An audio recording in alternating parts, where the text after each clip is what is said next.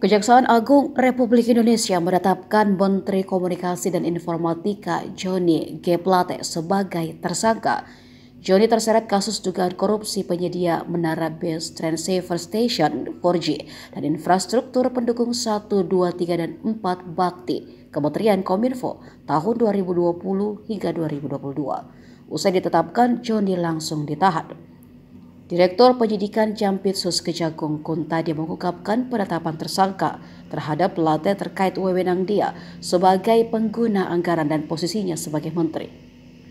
Kasus ini bermula pada Agustus 2022 ketika Bakti Kominfo diberikan proyek untuk membangun proyek BTS 4G demi mendukung kehidupan masyarakat di tengah pandemi COVID-19 dalam bentuk layanan internet. Pembangunan BTS ini dibagi menjadi beberapa paket.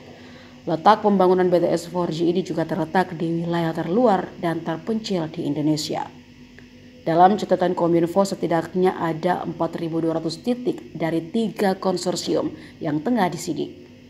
Dalam prosesnya muncul dugaan para tersangka dengan merekayasa dan mengkondisikan proses lelang proyek yang tidak sehat.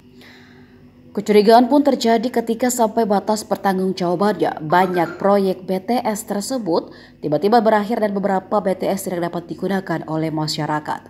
Kejaksaan Agung lewat tim di bawah Jaksa Agung Muda Tindak Pidana Khusus menurunkan para jaksanya untuk meneliti proyek BTS tersebut.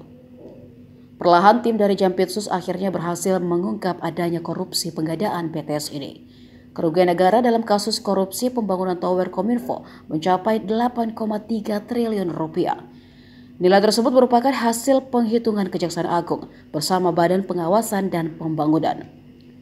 Selain Menkominfo, Johnny G. Plate, penyidik lebih dulu menetapkan 5 orang sebagai tersangka, yaitu Direktur Utama Bakti Kominfo Anang Ahmad Latif, Account Director of Integrated Account Department PT Huawei Tech Investment Bukti Ali, Komisaris PT Solitech Media Sinergi Irwan Hermawan. Keempat, Direktur Utama PT Mora Telematika Indonesia Galuang Benak dan tenaga ahli Human Development Universitas Indonesia tahun 2020 Yohan Suryanto.